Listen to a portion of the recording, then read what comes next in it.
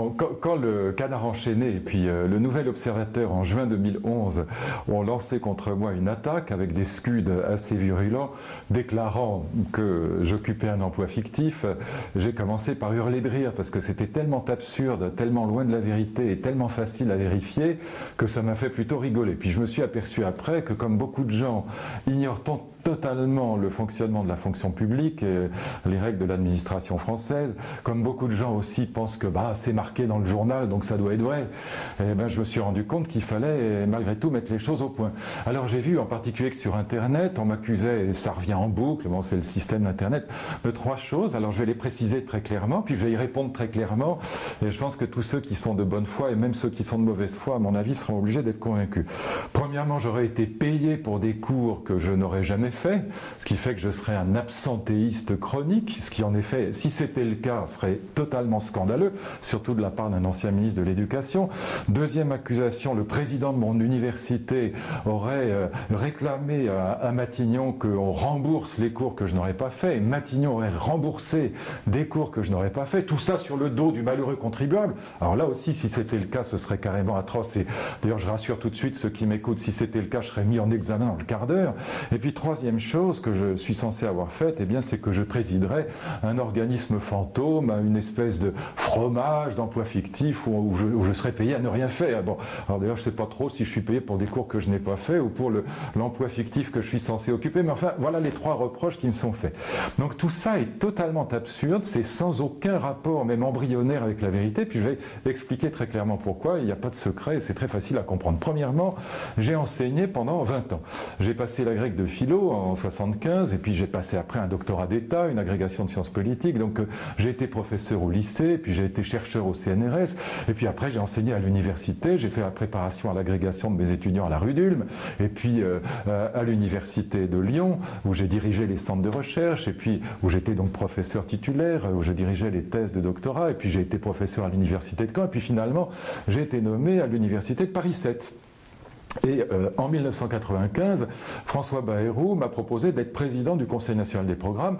J'ai occupé cette fonction de président du Conseil national des programmes depuis 1995 jusqu'à 2002, où j'ai été nommé ministre. Et puis après, en 2004, Jean-Pierre Raffarin m'a proposé de rentrer dans les services de Matignon, de présider un des conseils qui entourent Matignon et qui appartient, pour dire les choses simplement, à ce qu'on appelait naguère encore le commissariat au plan créé par le général de Gaulle dans les années 50. Bon, on a là donc une carrière qui est complètement simple et claire. Quand on est mis à disposition d'une administration, quand j'ai cessé d'enseigner à partir de 1995, quand un professeur est mis à disposition d'une administration, il n'est évidemment pas payé pour les heures qu'il ne fait plus dans son lycée ou dans son université. Ça n'a pas de sens. Il n'est pas absentéiste, c'est complètement idiot. C'est une saloperie sans nom d'écrire ça, c'est un mensonge énorme. Le professeur n'est pas payé pour les heures qu'il ne fait plus, mais il est payé pour son nouveau job, évidemment. Quand j'étais ministre, je ne faisais pas cours, pas plus que quand j'étais président du Conseil national des programmes ou quand je suis président du Conseil d'analyse de la société ici à Matignon. Donc quand on est mis à disposition, quand un professeur d'histoire par exemple, là je vais prendre un cas très simple et tout à fait réel, quand un professeur agrégé d'histoire est mis à la disposition d'un grand musée national comme le Louvre, il n'est pas payé pour les heures qu'il ne fait pas au lycée, il est payé évidemment pour son nouveau travail d'archiviste ou de conservateur. C'est exactement le même cas, nous sommes des dizaines de milliers d'enseignants à être dans le même cas que moi aujourd'hui. Donc il n'y a aucun emploi fictif, je n'ai pas 2 salaires, je suis payé évidemment comme président du conseil que je préside ici même. Alors bien évidemment, qu'est-ce qui s'est passé en 2010 qui a permis au Canard enchaîné de trouver une petite faille pour sortir un mensonge absolument énorme? Bon, qu'est-ce qui s'est passé? C'est qu'en 2010, et là je vais aller jusqu'au bout, je voudrais que les gens comprennent bien, en 2010 il y a une nouvelle loi, la loi sur l'autonomie des universités, et cette nouvelle loi elle dispose que quand un professeur d'université, ce qui est mon cas, est mis à disposition d'une autre administration que la sienne, ce qui est mon cas puisque je suis mis à disposition des services de Matignon, eh bien quand un professeur est mis à disposition d'une nouvelle administration, d'une autre administration que la sienne, ça n'est plus l'université qui doit payer son traitement comme c'était le cas depuis des siècles, des décennies en tout cas, mais c'est à l'organisme d'accueil de payer désormais son traitement, sauf convention particulière. Et donc ce qui s'est passé, c'est que pendant quelques mois, ça c'est les lenteurs de l'administration, mais je n'y n'y suis pour rien. Eh bien, l'administration de l'université a continué à payer mon traitement alors que c'était à Matignon de le faire. Donc, très légitimement, le président de l'université a dit, mais au service de Matignon, attendez, ça suffit, il faut maintenant que ce soit Matignon qui paye. Et donc, c'est pourquoi Matignon a remboursé le traitement que l'université m'avait trop versé, mais Matignon n'a pas du tout remboursé des heures que je n'aurais pas faites. Il a remboursé simplement, en raison de la nouvelle loi, le traitement que les services administratifs avaient continué à payer, sans que je m'en aperçoive d'ailleurs, alors que c'est à Matignon désormais de payer. Donc il y avait juste une lenteur administrative, mais absolument rien de scandaleux. Et de toute façon, encore une fois, je ne touche qu'un seul traitement, que je sois payé dans mon université ou payé à Matignon, c'est le même traitement, et je ne touche évidemment qu'un seul traitement, agrémenté, c'est vrai, d'une indemnité de 1 600 €, mais en tant que président du conseil, c'est pas un deuxième traitement, c'est simplement une indemnité. Voilà toute l'affaire. Donc il n'y a ni emploi fictif, ni absentéisme, ni paiement d'un professeur pour des heures qu'il n'a pas faites. Et j'ajoute une chose, c'est qu'au conseil d'analyse de la société, puisque c'est le troisième point, on m'a dit, alors, mais quand même, à quoi ça sert?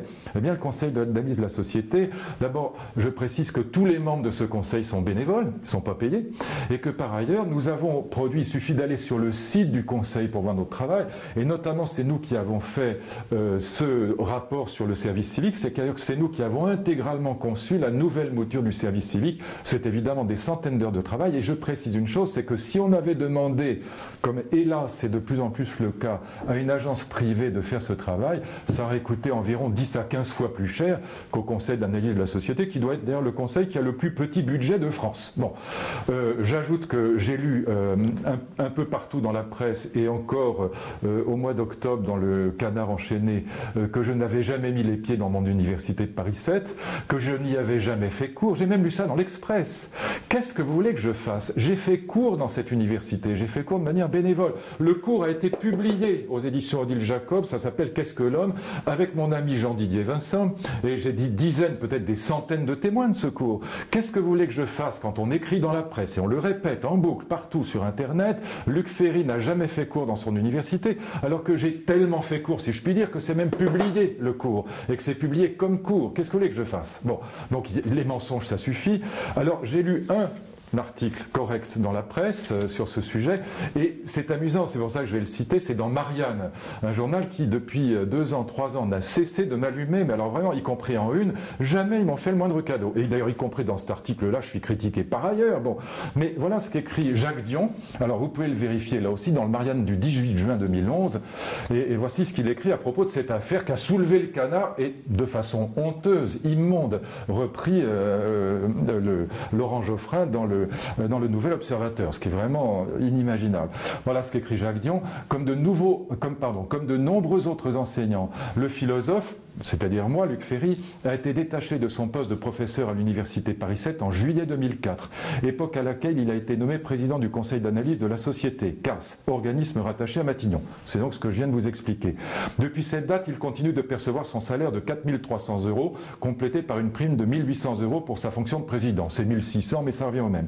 Cette pratique habituelle a juste été troublée par la loi sur l'autonomie des universités, venue compliquer les relations internes à l'administration. C'est ce qui a conduit Matignon à annoncer que ses services allaient rembourser à Paris 7 les salaires qu'elle avait versés à Luc Ferry pour l'année scolaire 2010-2011. Dont acte. On ne voit pas ce qu'il y a d'inique dans cette histoire, écrit Marianne. On ne voit pas ce qu'il y a d'inique dans cette histoire.